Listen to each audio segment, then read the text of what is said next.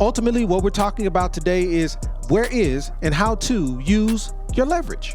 Using debt, using OPM, using someone else's funds to be able to help you build and generate and grow wealth. That's the ultimate objective. So it's understanding where your leverage is located. And there's a lot of leverageable items. And this is not an exhaustive list. This is just a list. We're talking mortgages, home equity lines of credit, credit cards, you name it, it's available. Self-directed retirement accounts like 401ks or IRAs, there are many different opportunities there. And one of the pieces that I know is missing from this list is OPM, other people's money, meaning leverage and using other people's money to generate and create a spread so that you can benefit and build wealth from. There are many, again, this is not an exhaustive list, but this just is a portion of where the opportunities are. And my question to you is, which one of these vehicles do you have and are you using? And are you using them effectively? Do you have a home equity line of credit, but are you using it just to rehab a home or fix up a kitchen, but you're not actually leveraging it to be able to generate wealth for you?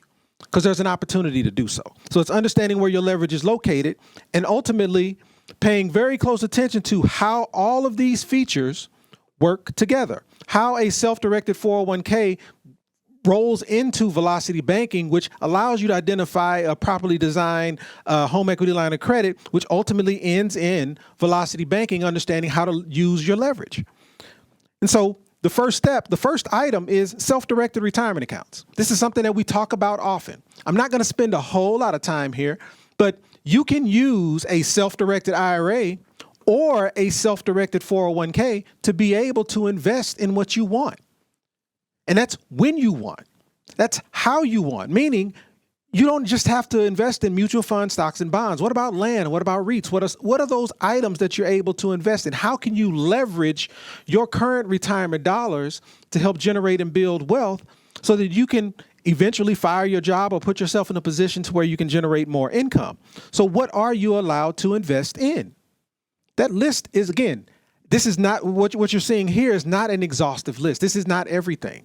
But this is a pretty large amount of items that you're able to invest in using your retirement dollars. But you know us, that's not where our main focus isn't just investing in non-traditional investments. It's where in this process is there leverage for us to be able to use elsewhere? What about personally? What if I wanted to use my retirement dollars today to be able to help me eliminate debt? Is that possible? Well, yeah, that's possible. It's possible because if you have a self-directed 401k, you are able to borrow, make loans against to be able to use for whatever you want. You're able to borrow for 50% of what's in it up to $50,000. So what if you had $150,000 in your self-directed 401k? Could you use that self-directed 401k to eventually allow you to help you be able to generate debt or eliminate debt? Well, what does that look like? So again, we're here. What would happen if you had $150,000 up? Let me make that over there. What if you had $150,000 and you were able to borrow 50% of what's in it up to $50,000? So borrow the full $50,000, take that $50,000 from your self-directed 401k and apply it to your velocity banking process. So again, we're using retirement dollars that if you withdraw prior to retirement age, you will be taxed, you will be penalized, but there is an opportunity for you to leverage, borrow against that 401k to actually use to eliminate debt, use to do velocity banking. But what's velocity banking? Like, what do I mean when I say velocity banking? What are we talking about? Well, velocity banking is simply just a strategy. It's a strategy that allows you to be able to pay off debt faster. Oh, let me get rid of this and do that. It's a strategy that simply allows you to pay off debt faster.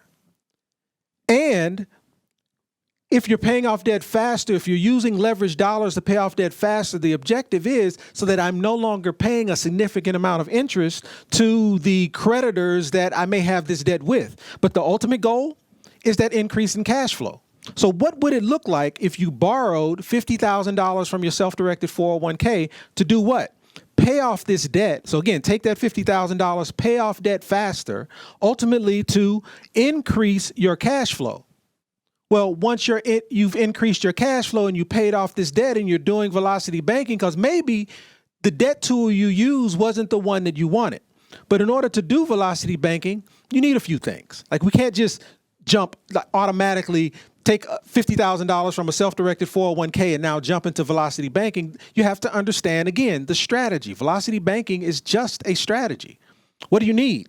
Well, obviously, you have income coming in with the job that you work for. Traditionally, it goes into a checking account, and you've got some expenses. You've got some debts.